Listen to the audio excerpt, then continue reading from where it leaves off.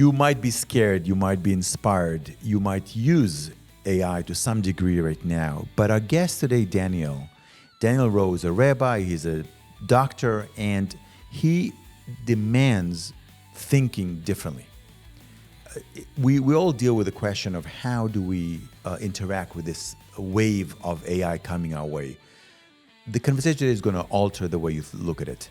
You're not going to be the same person after this one. Just listen to how AI is going to impact our lives, our social life, our work, our business, our leadership, and how we need to prepare now to a problem that's going to come our way whether you like it or not. Daniel, thanks for being with us. Very exciting. It's a pleasure. I'm also excited. Yeah, so I have so many questions for you, but I want to start with, because Unmask is about leadership and about business, etc. But I want to ask something completely different.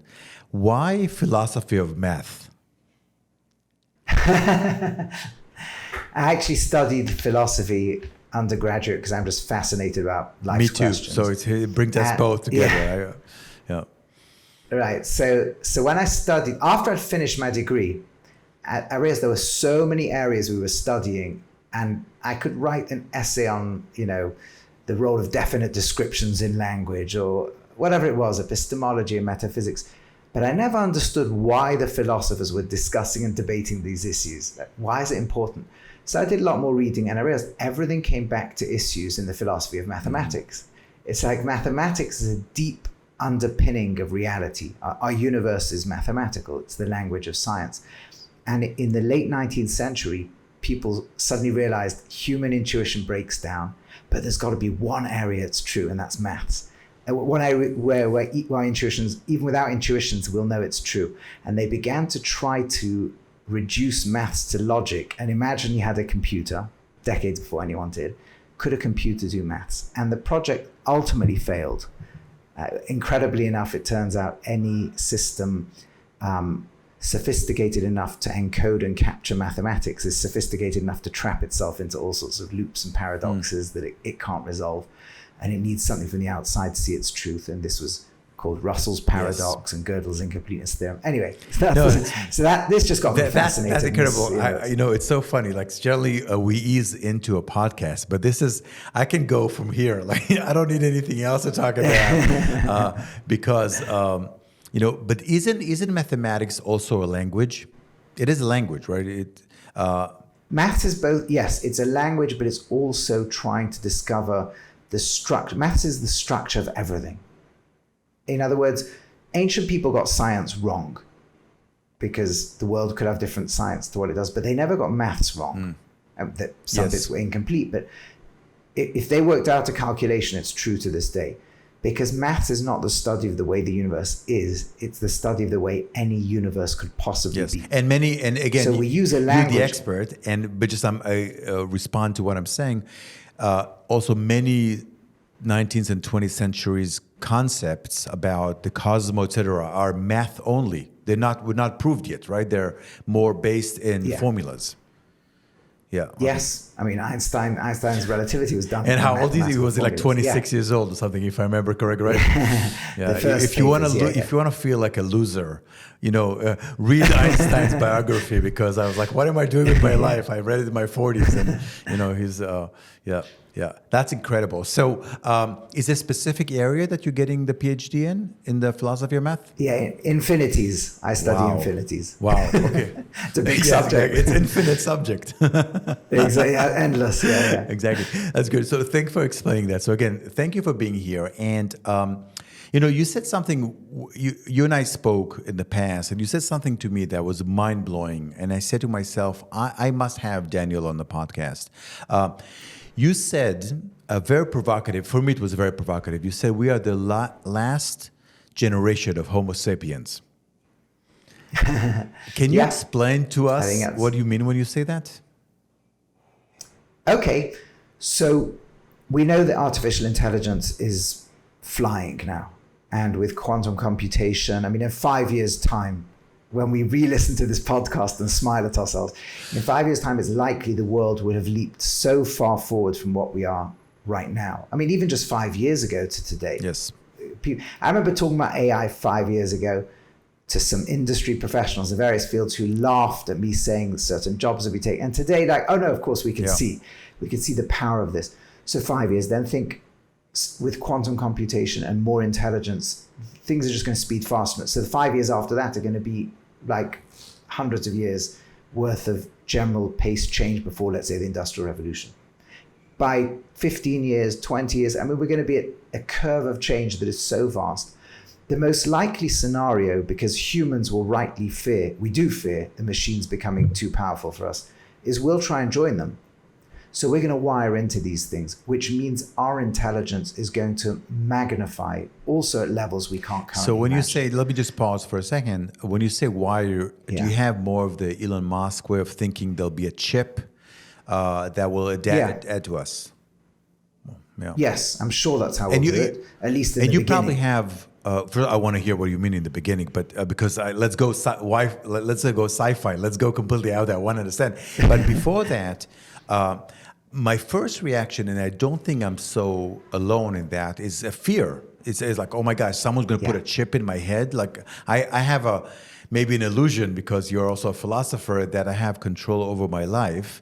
And now you're putting a chip made by Inibia, so one of those companies in my body. Are we going to lose from that perspective? Are we going to lose control of our own life?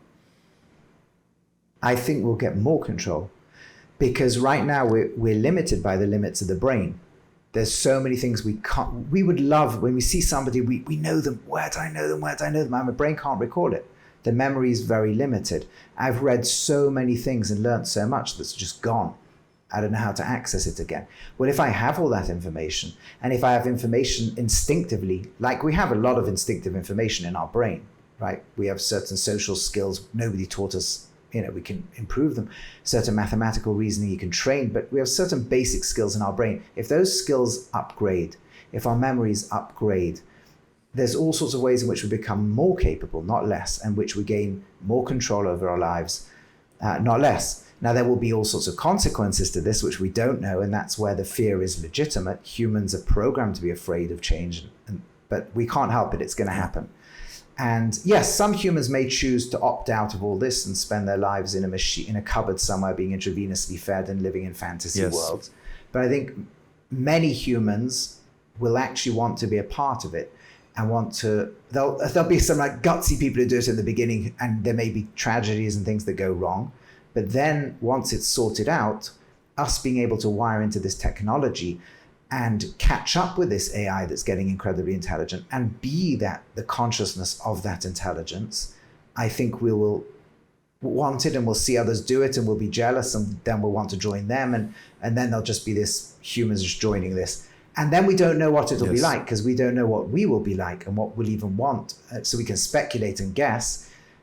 Will we try and improve our brains to be less reptilian and less angry? Will we even know the consequence of that?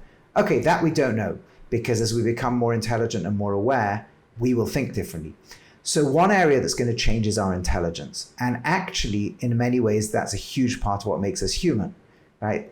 Genetically, we're 99.4% or whatever it is, the same as a chimpanzee. Yes. So they're a bit hairier, we're a little bit taller, they're a bit stronger, they can climb trees better than us. But the major differentiator, apart from perhaps certain things like moral reasoning, is the intelligence and what our brains can do.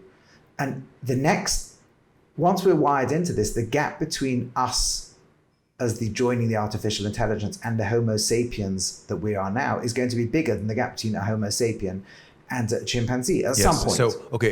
So that's one sense in which we're the last Homo sapiens. Exactly. And then there's other changes. Gene editing is going to happen. We're going to be able to wire our brain into other bodies, like machines and robots. Like, we could transplant our arms for better arms, or we could have 16 arms if we want to, that our brain can control and link to. So I think it's only a matter of time. When this will happen, we can't tell. We often over-predict, like everyone thought driverless cars would have been here by now, and others, like AI came quicker than we thought. So, large language models like ChatGPT. So we don't know when it will happen, but there's no doubt within 30, 40 years, 50 years maximum, all this will have happened. So hopefully we're all going to be around. We both are about the same age, I'm guessing. So we're going to be around. We're actually going to experiencing it, and absolutely. Okay, that's there's so much to unravel and speak about here. So I want to really break it down to simple thing, because you and I can go down the rabbit hole for hours, which is wonderful, and I appreciate it. I love this conversation, but I want to break it down. So let's take it a section at a time. Let's talk about, first of all, leadership. So, as you know, I'm interviewing CEOs, leaders, politicians, and there's something about them that we find common, whether they're jazz musicians, politicians, or CEOs. There's a leadership element to it. If I hear you correctly for what you just said, it's almost a socialism of intelligence, because everybody gets exactly the same thing, or maybe communism almost, you know. So, because if I can tap through chips or other ways, which I would love you to, you know, share with us what the other thoughts you have about it, but just for the sake of the conversation for now, if I tap into unlimited amount of knowledge, and you can tap into unlimited amount of knowledge, and we both are not carrying it with ourselves and our experience, but it sits somewhere on a cloud or whatever the next version of that, then what makes me a leader versus you? It's a great question. The first answer I would say is, I don't know if that's how it will be, because I'm not there. So it could be we'll all become equal, and it could be we won't. It could be that we'll still have unique proclivities and talents. It could be unique levels of effort. It could be we'll still be competing with each other. But it's also possible that we'll be in a much more collaborative spirit. And the types of things that we need leadership about now, we might not need. It's very, very hard to ascertain. I think we're literally taking a leap that will happen into an unknown. So we can guess and write books, and the more certain we sound, the more money we'll make making speeches about it. But we actually do not know. And I think it's a bit like somebody speculating before the Industrial Revolution that if they could imagine jumping 150 years forward and they hear about smartphones, or let's say whatever speed you want, let's say somewhere between 1800 to 2000 to today, and they hear about our world, they'll be like, wow, everybody has the power to travel the world. Only the kings can do that now. Everyone will have a microwave like in their kitchen. They'll be able to have whatever food they want. Everyone will have a smartphone and access to the whole internet. They would assume we're all equal. But let me push for a second, okay? Just for the sake of striking the conversation, not because I disagree. Sure. What you point, the way I hear the example you just gave, it was a tool, right? So there's ability to travel that 150 years ago, when Montefiore was coming to the city you're in right now in Jerusalem, you know, it took him a long time to get there, right? But we're not talking about tools anymore. We're talking about fundamental psychology. And when I look at history, my assumption, and I'm not a historian, but I love history, is that I can find fundamental behaviors in biblical times, in Dark Ages time, in Renaissance, et cetera, et cetera. So there's something about human beings that we wired a particular way over the tens of thousands of years of development that makes us humans, not just our behavior, psychology. And you're talking about a shift in psychology, not just about tools. We have no idea how we're going to be able to deal with it if we, you know. Yes, I agree. I actually think we have some limited ability to give some shape to the directions we would love to see now. But whatever priorities we have now, we may not have them when we have this material. Nevertheless, I do think, for example, and I think when you get to the question of leadership, there's so many different things people mean by leadership. That the common aspect of leadership is that others follow and are impacted by the person. But you get leaders whose personality is actually highly narcissistic, which generally we think is quite negative, but people seem to often follow and like following such people. You get leaders who are deeply empathetic, and you get different types of leaders. To me, the most important type of leader is a person who feels responsibility and takes responsibility. And that's a trait that, you know, when people say, I want to do a leadership course, what they often mean is I want a power course, right? I want to be a leader means I want power. And such people can do good, but they can also do an enormous damage in the way, because it's usually two drives intertwined. One is the drive to make a difference, which is good, and the other is to feel in control. And that's power, and power often brings out the least positive sides of the leader. Well, but most of the world is under management, government of people who are very powerful. Whether you look at the democratic world or not, I mean, look at who's in the edge of leadership right now, whether of obviously non-democracies, but also if you look at Netanyahu, if you look at Trump, if you look, it's very popular right now to follow someone who generates or gives a feeling that they know more than you, that you can rely on them. Yes. So, yeah. In the shift, the fundamental, the literally, shift is the wrong word to use. The revolution of what you're pointing to, it's a complete different sense of leadership. Complete different sense. And the truth is, much as the leaders try to lead, and they do have an impact, individual humans have impacts, those who can inspire masses have an impact, but that's the point. There's the energy of the mass. The leader is often good at either harnessing an already existing energy or triggering something that helps that energy to occur. But for the most part, we underrate the level to which the mass impacts things, and leaders often actually follow, jump on the bandwagon. Just look a few years ago in the business world, how everybody was jumping on the bandwagon of DEI, as an example. Whatever we think is the most amazing thing or terrible thing. Now you're getting all these companies sending emails to their staff saying, we're doubling down on DEI, which means we're getting rid of it. It's like any email that says doubling down on something means it's going. So that's happening all over the world. So there's been a cultural shifts are happening now very quickly. Yes. A shift one way, 5 years. So the social shifts are often leading the leaders. Yes. And the leaders are often following the social shifts. So let's. So what I think is going to happen. No, please. Is greater collectivity. I think in the beginning it could be very dangerous, but at some point we're going to create the ability, and this might be religious thinking that's getting in my way. Or maybe serving you. I'm not. Who knows if it's getting in the way? Maybe it's serving you. You are a rabbi after all. We have so. I mean, the biblical text people don't realize begin from the end. The story of the Garden of Eden is actually the story of the end of history, and we've left a state that we're coming back to, but without getting too biblical. Go for it. We have plenty of time. It's late for you. It's early for us. Okay, so the Garden of Eden taken as a literal story, because people ask, do you mean it literal, not literal, is not a single place in a single point in time. It's the whole of history, because the word Eden is a Hebrew word for time. It's even preserved in modern Hebrews, like Odenu, Adayan, right? In fact, the word Zman doesn't appear in Torah. So it's the Garden of Time. And the core character is called Adam, which in Hebrew means humanity. The character is humanity as one, divided to male and female, meant to come back together and come to God. And the choice humanity makes is to become self-centered, to see the world through our eyes, to feel it subjectively, to gain a knowledge of good and bad, which means I can no longer tell what's right and wrong. I just know whether it feels good or feels bad to me. And the biblical stories, we lose that state, and instead of there being one humanity, there's now billions of fragments. We're each a piece of humanity, and a part of us is trying to come back together, and a part of us tears itself to pieces. But the end of the stories will find a way to come back together.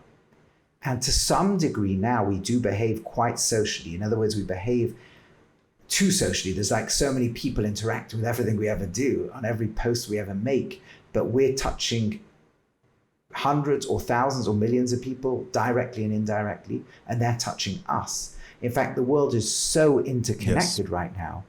The one person sneezing with a virus we learned in COVID will get to every single other human being within 3 months, which means every smile we give and every interaction we give will ripple across the whole of humanity within 3 months. I'm blown away that you took AI and you made it into a spiritual conversation, which is exactly why I wanted you to as a guest. So this is absolutely great. I wanna take a step back for a second, and Sure. By the way, here's the extraordinary thing about this conversation for me is that you are not giving up, from what I hear and what I've heard you in the past, you're not giving up on spirituality because of technology, the opposite. You're doubling down in a real doubling down way. You're saying, no, the source of, or the access to some solutions is in spirituality, right?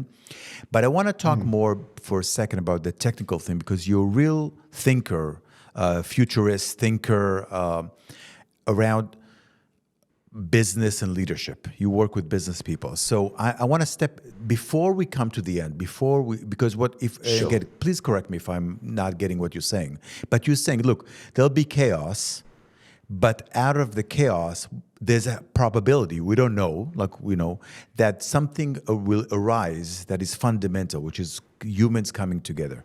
I want to talk about the chaos for a second, because most of the conversation I'm having with people, when I ask them what are they doing around AI, they said, oh, I use it for emails. And you're pointing to, you spoke about self-driving cars, right? Self-driving, we're now at 4. But if you know a little bit about self-driving, it's up to 5. 5 is completely, I know you know, but if our guests do not know. So it started with number 2, when the car gives you a sense when you move out of the lane. Now we're at number 5 with some of the cars. None of them are really, and number 4, none of them are real number 5 yet. So saying that, there was path between number 2, when our car just told us, hey, don't move to this lane, there's a car there. It showed us more blind spots, all the way to actually reading what's happening and responding. So I want to talk about, from a business and AI perspective, the number 2 to number 4. What do I mean by that? Right now, we have some elements of AI. Most people I know use ChatGPT or one of those, Gemini or any of those, to write emails. But they haven't yet fundamentally understood and talked about what AI will do to them, to their business, in the next 5 years. So let's talk about short future. What do you think is going to happen to traditional businesses and leadership in businesses in the next 5 years? Yeah, it's such an important question. And first of all, the accessibility of business will go flying up. You know, although we still look at mega companies, like if you look at the S&P, whatever you want, 100, 500, how long it took a company to go from 0 to being right near the top of that 50 years ago versus it gets today, faster and faster. Yeah. Faster and faster. And the capacity of a single person to effectively have, through machines, the equivalent of thousands of people working for them, is going to increase. So the big interesting question is going to be, why will you need companies? But the answer is, humans and all of the world always works more powerfully when things somehow cooperate. It's one of the greatest single lesson of all of science in the last 350 years, and it's true in businesses, it's true everywhere, is that you take things at one level, put them together, and you get a whole different level, something you could not have imagined. And one of the things that technology has been giving us the ability to do is to organize ourselves in far larger numbers. 100 years ago, you could not have had a company with offices all over the world. You would have struggled to run a company with 1,000 employees.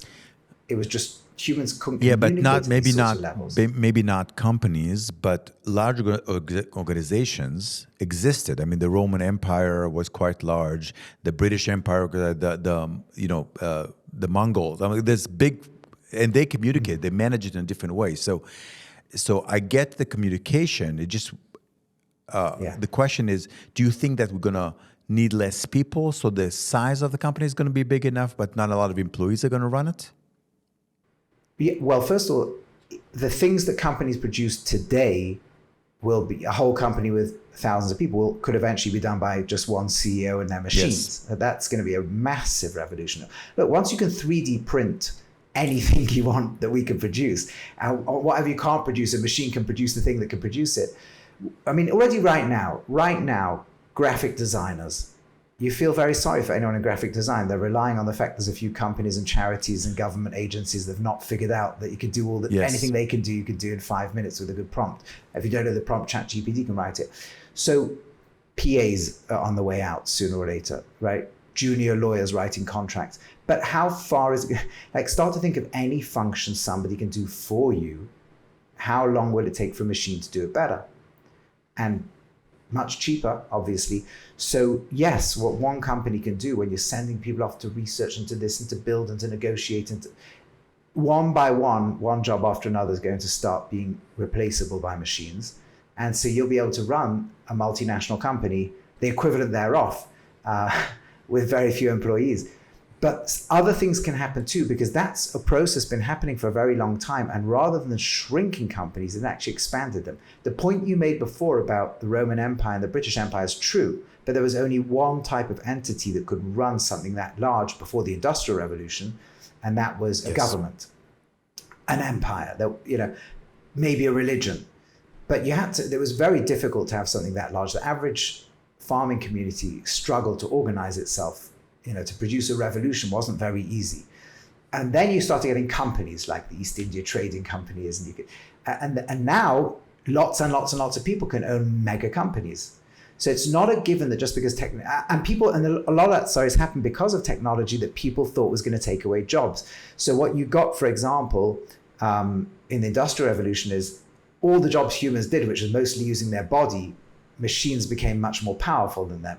But that allowed people to then excel in the brain. The crisis of this revolution is if the machines can excel in the brain, is there any function left? Because we eliminated the mechanical part of it about 100 and something years ago, up 200 years ago, slowly but surely. Yeah. Now you're saying we're going to be eliminated or shift or transform our relation to the brain. What's next? Okay, it brings me to. So in the short term.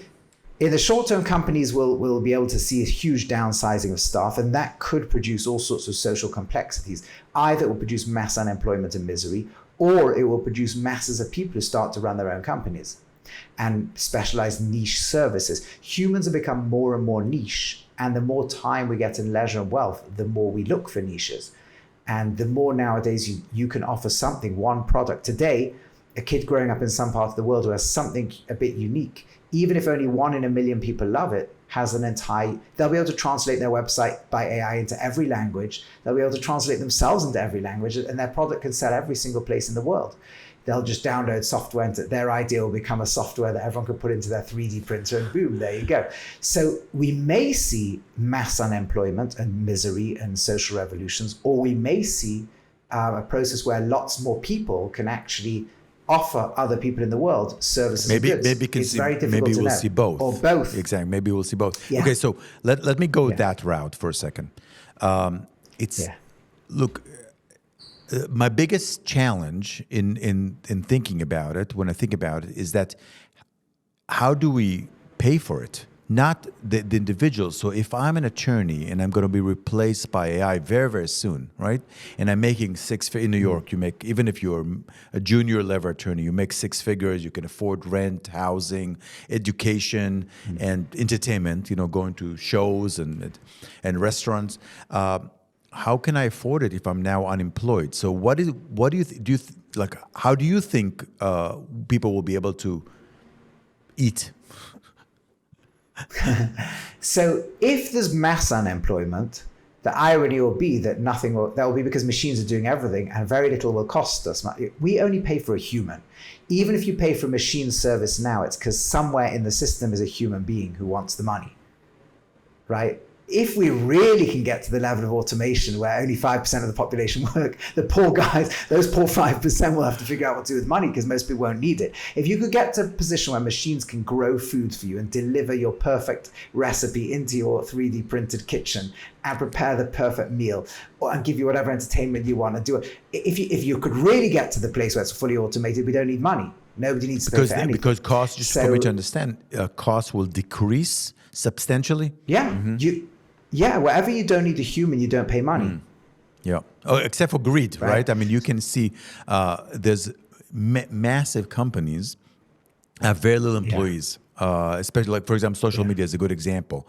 You have the major forces in social media, not Facebook, but others, who don't have too many employees compared to the impact they're making. I mean, X is one of the big examples. Very small staff when Elon bought it, but huge impact in the world, right? So maybe the reason why people pay is because of greed, because people wanted to accumulate money. But if there's no need to accumulate money, that's the shift. That's what you're saying, right? Yes. Right. Yeah. That's one major shift. Now, I'm not saying that will happen, but the people who get scared that will be completely redundant, the good news of that will be money will become irrelevant. I don't think that's exactly what's going to happen.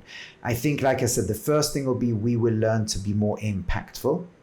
And even though the market will be crowded by billions of people offering things to each other, The simple reality will be there'll be lots of things we can offer to each other because lots of possibilities will emerge that aren't currently there, and we will know how to access them. So let's talk about stages, right? The first stage of your lawyer is actually the person going through university studying law. The law degree curriculum will change. You won't need to know how to write a contract. You'll assume machine can do it. You'll need to know how to double check that it's got no holes, but you'll just need to know which machines to use. And then as long as humans do have some levels of creativity or ingenuity still that these don't have, you'll just have to learn how to harness that. And that will be your training. But then when it comes to the point they overtake us, so like I say, either we'll shift to new things or we'll start wiring into it. And then new vistas and new possibilities will emerge. So I suspect we're not going to run ourselves out of business, not because we wouldn't want to. A lot of humans would be quite happy to live in entertainment, or they think they would. I'm not sure they really would.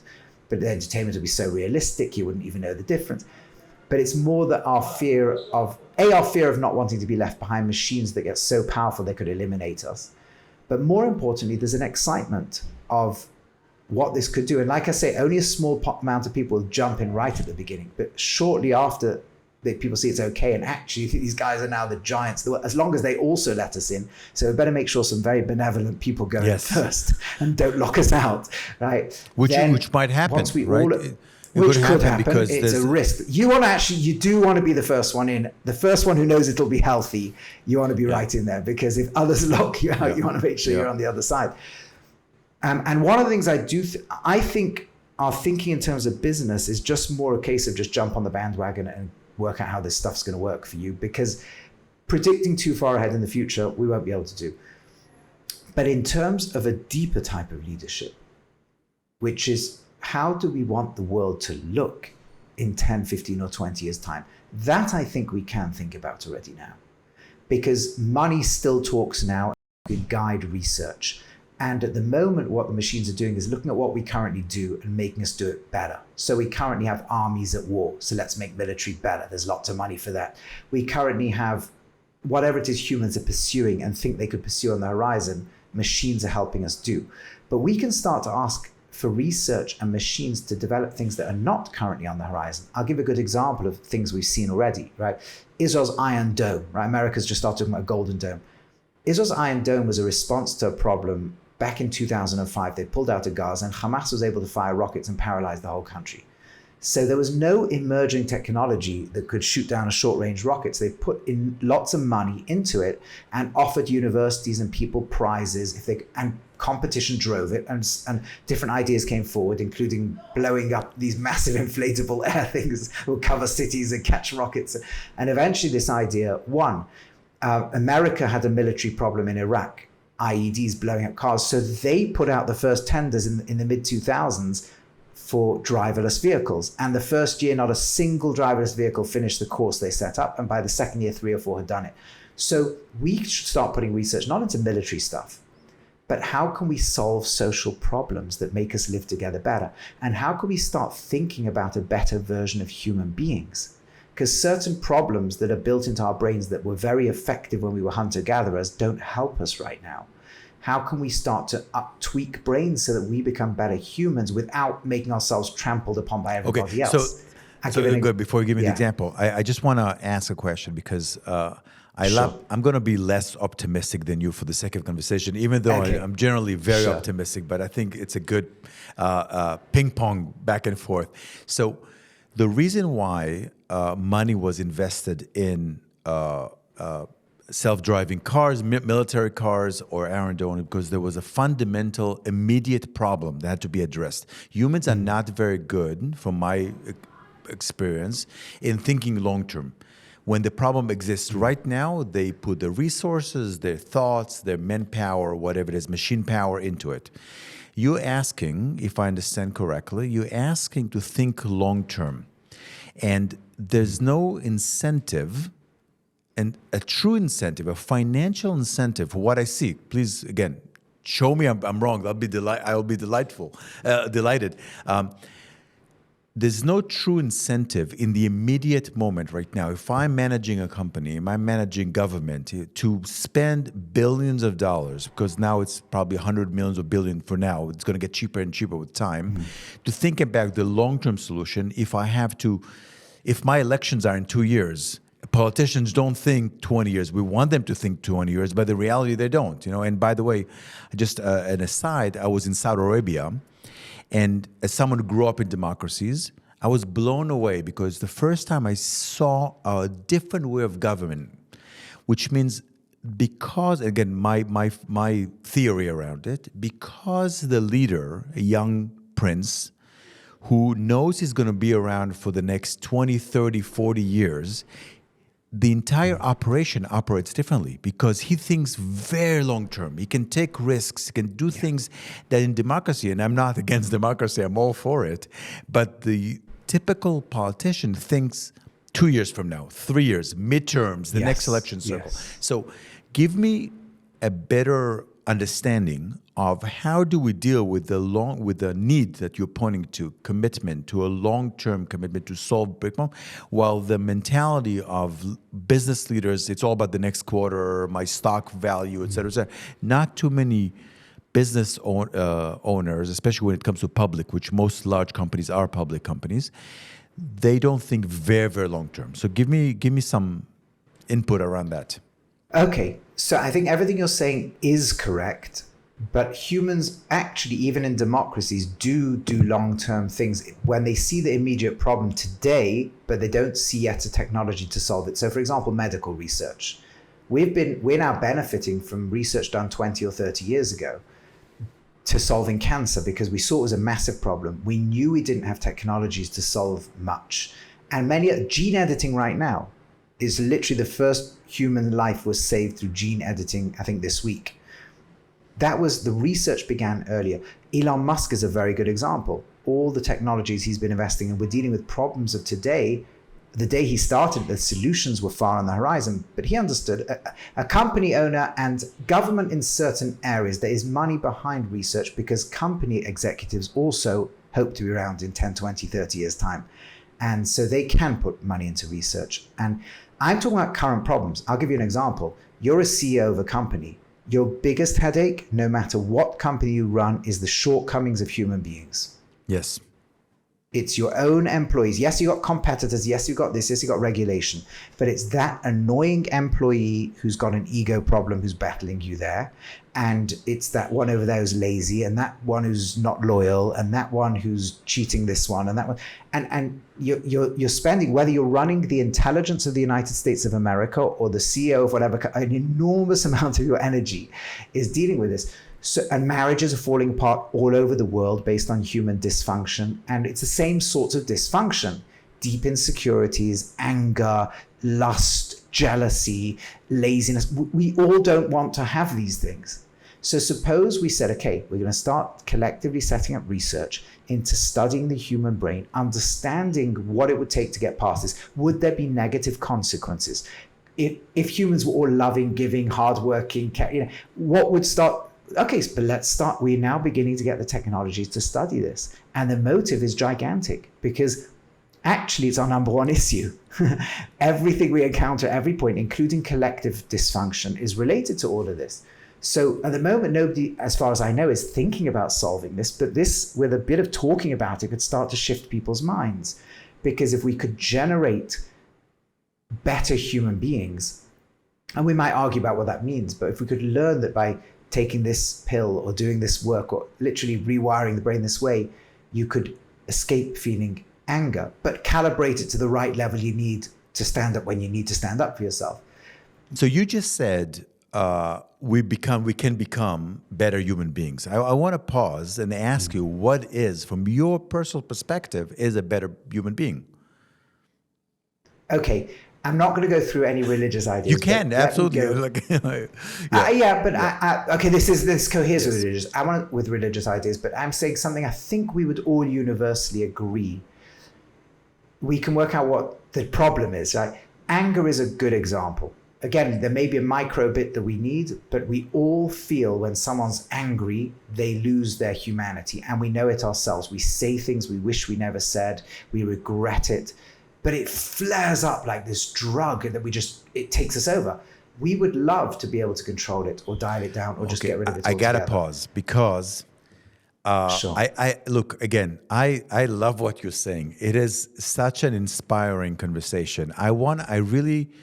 I'm myself struggling with what you just said, and the reason why I struggle Okay. because yes, I mean I have a book. I lead workshops and seminars because I want to develop that connection. I'm all about building bridges, but we have people who are in power that are thriving on anger. You can like Trump or not like Trump, but Trump, I think across the board, everybody agrees that Trump ran on a platform that engaged people in being angry.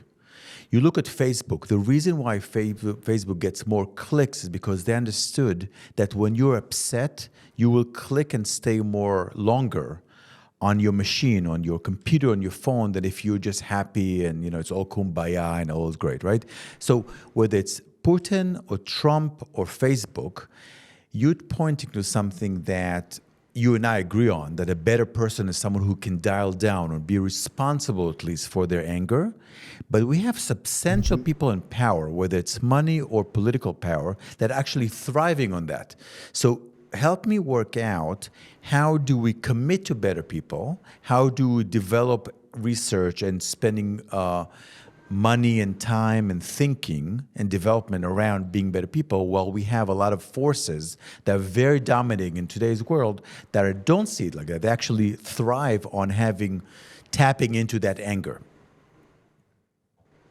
Well, politicians also thrive on poverty, but we all want to get rid of poverty. They thrive on people not having good health, but we want to get rid of not having good health. So politicians thrive on fears, but we would like to become more secure. So actually their attraction, their appeal is not so much, I don't know, it's so much the anger, it's the fear and pain people go through, and they tap into that. And fear and pain are probably things we'll have to handle later on. But I think lots of things politicians thrive off.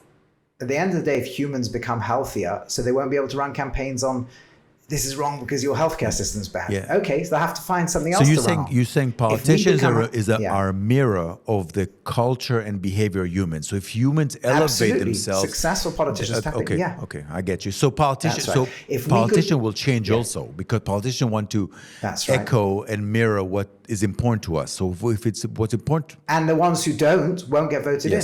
I get you. We will behave differently. So empathy. Now you could say people don't want to empathize more. Everybody wants to have their spouse to have more empathy, for example, their colleagues too. So that's an example where we'll probably want to upgrade. Being less jealous. Again, there may be a micro bit that's good, but we all know the things that we regret. But everybody knows the stuff that when they look back on it, they go, I wish I hadn't done that. Or at least the vices they can recognize in everybody else too. And so I think we could at least agree to a subset of areas that if we could study them and give people at least choices, and don't make it compulsory, that you can become less this, more this, less that, more this. I suspect in workplaces we'll start hiring those people more. We will naturally want those people to have more positions of responsibility because they make better and wiser decisions. Most of us will want to do it ourselves too. So that's just one example of how we can start directing the technologies now, so that in 10 years' time, we can start to really be able to deal with these problems. And that's just one tiny area, but it's actually huge because indirectly it affects every single part of our life. Dishonesty. It's really jealousy. I'm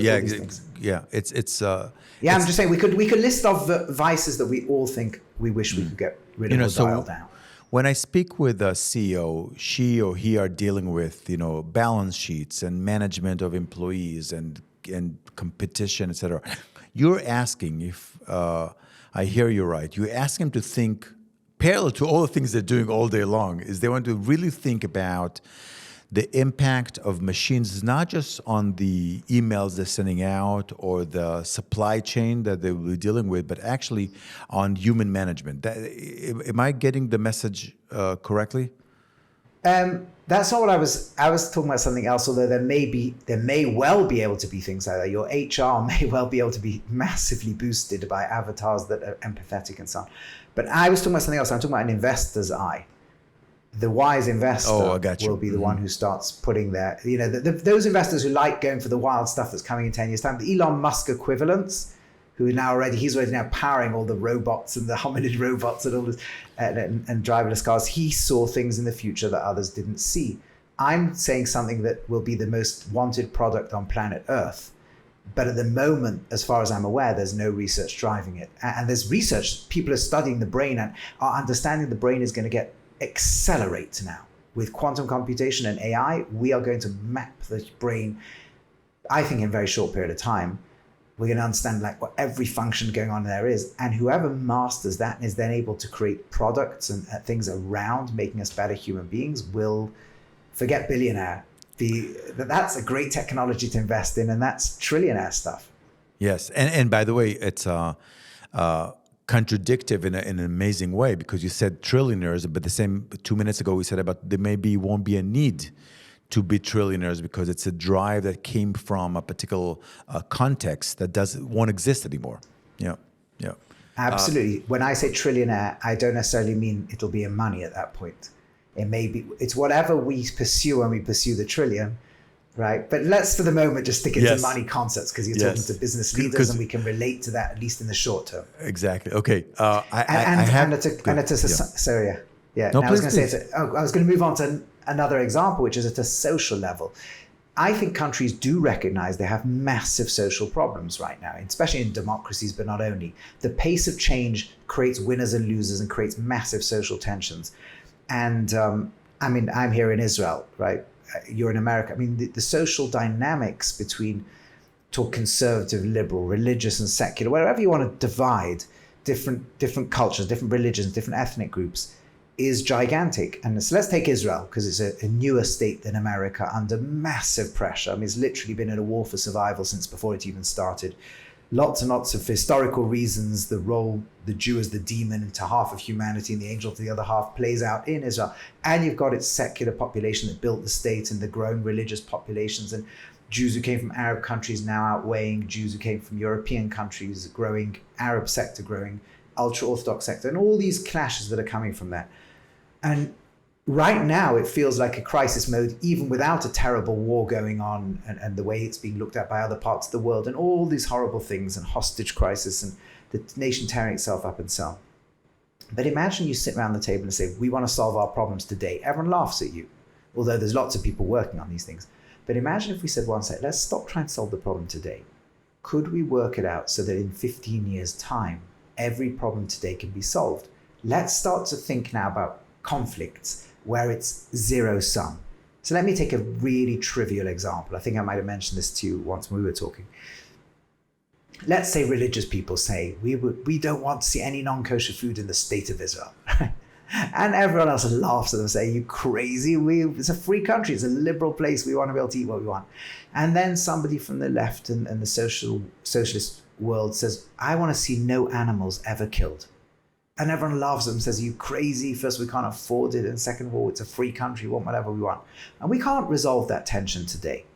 But we could in 10 years' time, maybe even because 5 we years' can time. print food. Print meat. That's it. It doesn't need an animal to die. It doesn't need anything non-kosher. Now, that's just a trivial example, although it might actually be quite serious. It's not that trivial because generally when you bring, I would say, left of the map and right of the map together, it doesn't work. There's a few, for example, anti-Semitism. Yeah. You can see in the U.S. like crazy left and crazy right meet. They walk hand in hand right now when it comes to anti-Semitism, but that's rare. Yeah. Like rare, generally, it's a clash. And what you're saying is that with technology, let's call AI, machine learning, quantum computing, with technology, there'll be new ways to build bridges because you won't have to hold on to anymore that fundamental beliefs that I will die and not. I will die on that hill. That people are going to create more flexibility. I'm challenged by this conversation because I keep on going to my own limitation here, where I think that there's fundamentals things that we've been. It's again, I'm using the wrong word, but it's in our DNA, a particular behavior, like being right. Is fundamental for humans. I want to be right. You want to be wrong. It's fundamental from our kids to our families to politics. I need to be right. You need to. Therefore, you need to be wrong. Right. What you're asking in this conversation for me to say is that humans might have to let go, or by technology, they will naturally let go of that fundamental thing called I'm right, you're wrong. Yes, well, humans are not always so bothered with the other being wrong until it gets into real ego battle. And except if the other one being wrong is necessary for me to be right. So most of us, again, let's take Israel as a real example. If you speak to people and say, would you like to have a more unified society? Everyone will be like, yes. But if you say, but unified means I have to give up, unified on my terms, right? It's a scarcity that is running the show, right? You're saying, so let me repeat what you're saying and correct me if I get it right. Like the kosher example you gave, right? You're saying you might not eat meat because you're vegan and you don't want any animals to get hurt. I might not eat meat a particular way because I'm kosher.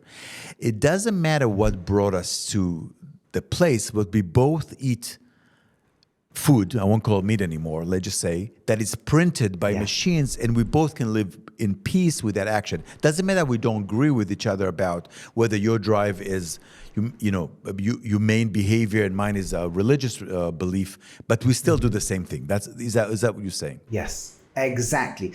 And I'm saying in between all the people who wouldn't accept that, so long as it becomes a conflict between price or taste or nutrition, but if we can solve that, then we can all live together fine. So now even the secularist, meat carnivorous, fellow who is neither vegan nor kosher carrying doesn't mind because they get the same price food that tastes just as good. I don't care. I just want I want my T-bone steak or whatever it is, or my bacon, That's it, and my pork this. But I can get that. So I can get the same time. I don't need an actual pig to die for me to eat that.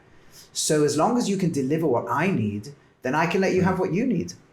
And there's going to be more and more issues which we can, so then we'll say, okay, there's another issue, we can't figure out a way to solve that in 10 years. Let's park it. But let's come back in 5 years when we agree in 5 years when technology is more developed, we're going to revisit this conversation, right? Could we have a state, again, let's take I could take lots of examples where it fully observes the Sabbath and everyone can go wherever they want. And maybe if everything's automated, machines taking you around, that becomes possible. I'm not interfering in your lifestyle.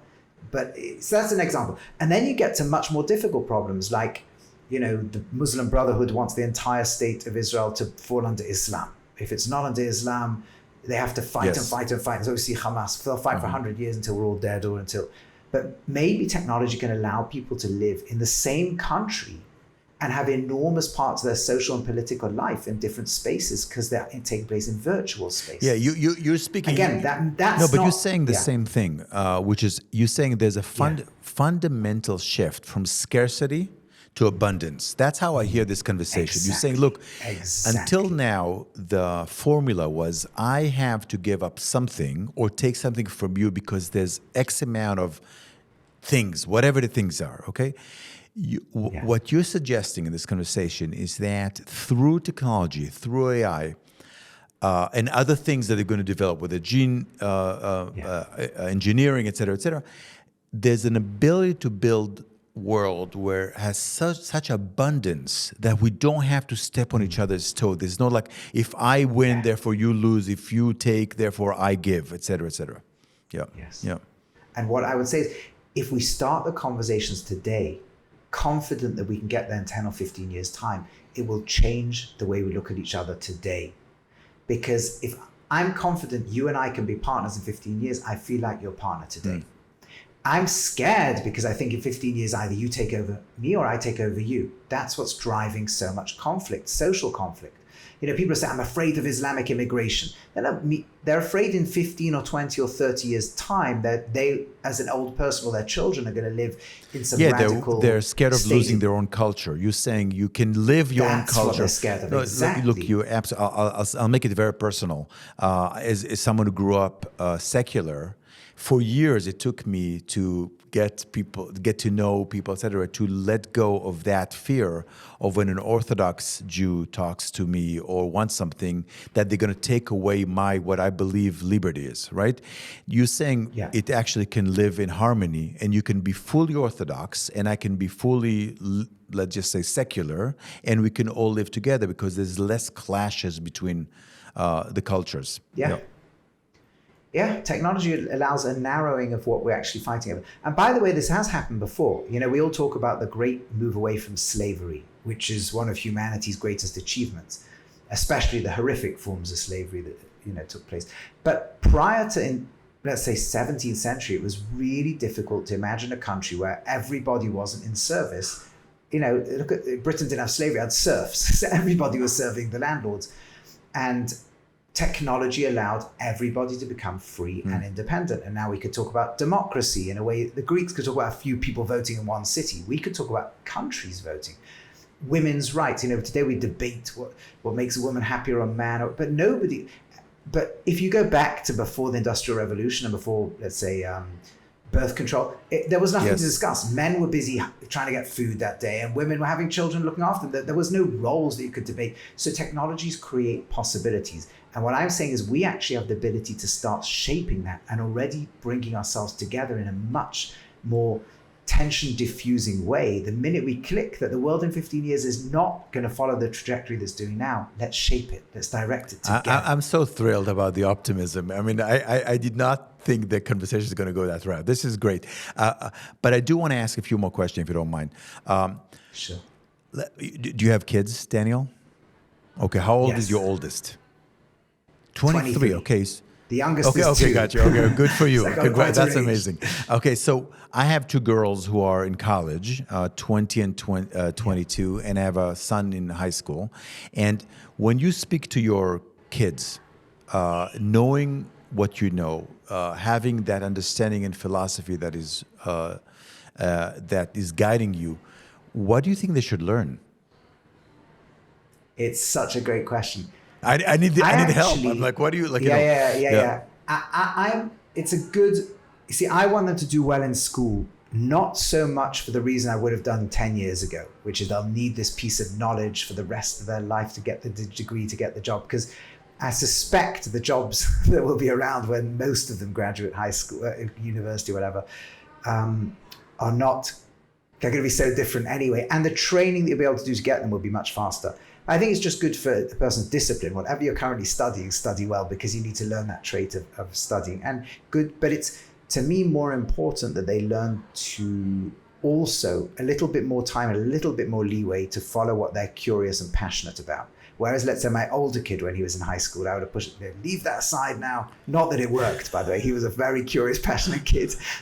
And he learned whatever he wanted to, except what school would teach. There's a lesson there, exactly. You know, they'll do whatever they want. There's a lesson there, and he'll be better off in life, I think. He'll be more set up for the world that's coming than had I succeeded and forced him into the subjects he didn't want to study, and he got better grades. Because I see now he's doing an open university degree. He's also studying in yeshiva at the same time, but he's doing an open university degree, whatever he wants to do. And the flexibility of study today is another thing that's already begun to hit us. I mean, universities are basically the last holdout institutions that are refusing to fully modernize, but it's only a matter of time. Well, they're eventually going to fall apart, and you see that in the U.S. Forget about the top 30 or 50 universities. There was an article a few days ago in the Wall Street Journal about how many universities are going out of business, because if you're just mediocre, there's no reason. And you can download. I mean, in a few years, I'll be able to download information. So what you're saying is look, whatever your kid is going to learn, there's a probability it's not going to be relevant in 5 to 10 years. But what's important, and I'm just repeating what you said, correct me if I got it wrong. What's important is to develop the curiosity and the discipline to do a deep dive into something. So if your kid wants to do art, but they're really hardworking at art, and they're committed and they spend the time and they're curious about it, you say, hey, why not? You can pursue that. You don't have to be anymore an attorney or a doctor, because if curiosity exists, therefore it's going to serve you, and you can download quote unquote medical knowledge in the future.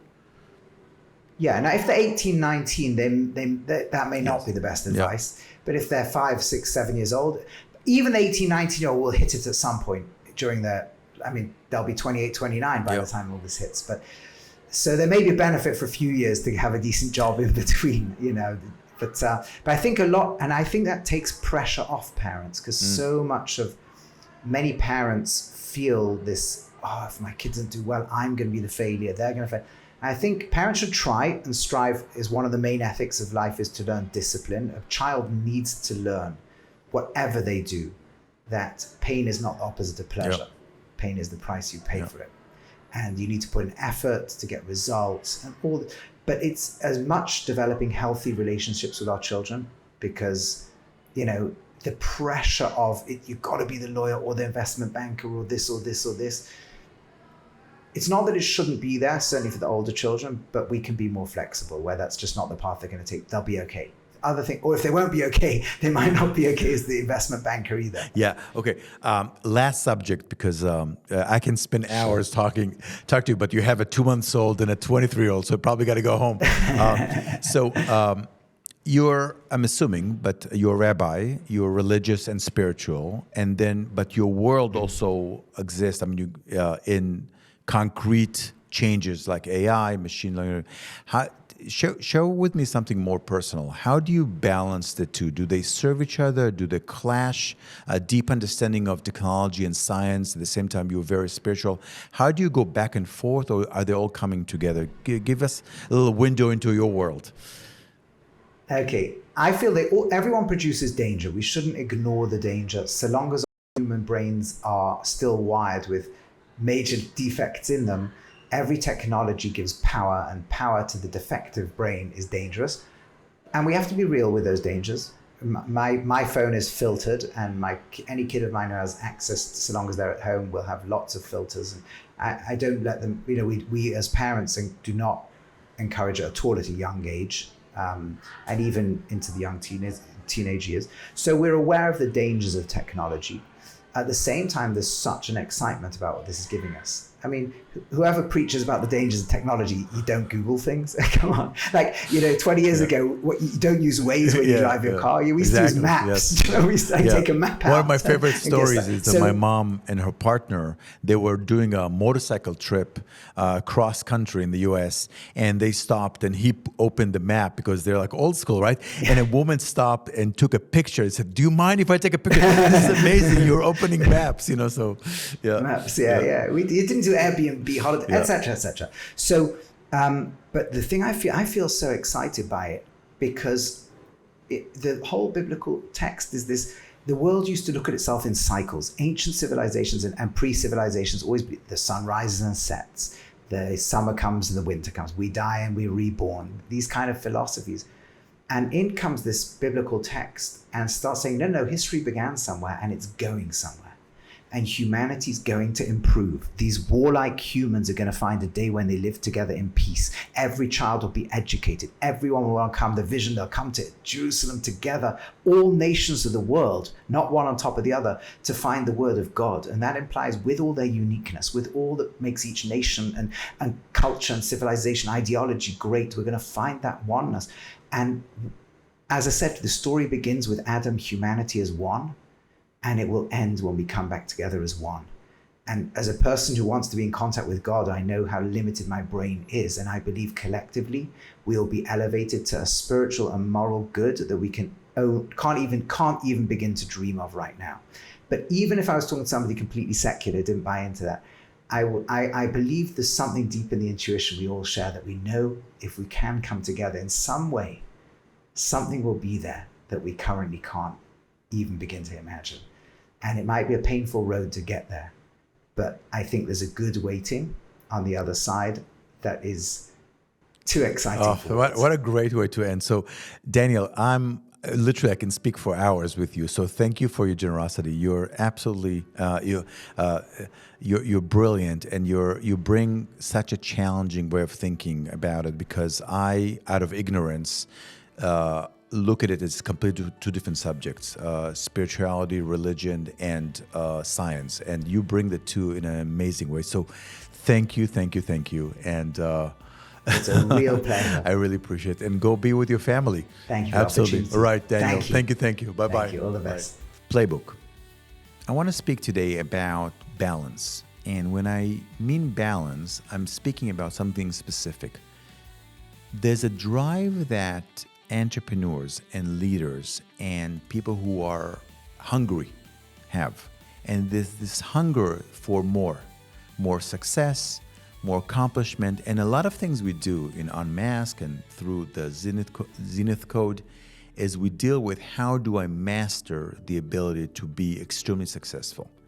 But here's the curse. The curse is that many leaders, many people who are driven to success are constantly dealing with lack of satisfaction. They're constantly dealing with this hole that is never fulfilled. You always want more. You always want better. You want to get better. And our book is about mastering the ability to be better. So here's where the balance is lacking. If you constantly be busy with more, you never stop and enjoy. So that's where the conflict is. When do I stop and enjoy? When do I get satisfied with what I have versus the things I really want to accomplish? And the key to it is understanding that you have to live in both worlds. You have to live in the world of I want more. If you're an entrepreneur, if you're a business person, if you're a leader, if you want to make a difference in the world, you're always going to thrive to have more success, more impact, more people around you, etc. At the same time, all we have is right now. So you need to start practicing, taking little moments and acknowledge that where you are is on a path and the only thing you have is what you have right now. So start to celebrate, acknowledge things you've done. 99% of people who listen to this podcast are successful already. The fact that you can click on Spotify or on YouTube and watch it, you have a computer, you have food on the table. This is extraordinary. We take it for granted, but it's extraordinary because 50 years ago, it was not available for everyone. So I totally get when I work with people that their hunger to accomplish, to success, that they want more. But if you don't stop in between for 2 minutes, for 1 second, and acknowledge and celebrate what you have, you're never going to get there. Why? Because when you get there, it's still not going to be enough. So I'm asking you to build this balance, this flexibility between celebrating what you accomplished so far, but at the same time, committed to something bigger. And when you master this, then you'll have peace of mind and even more energy to do more things. So that's the playbook today.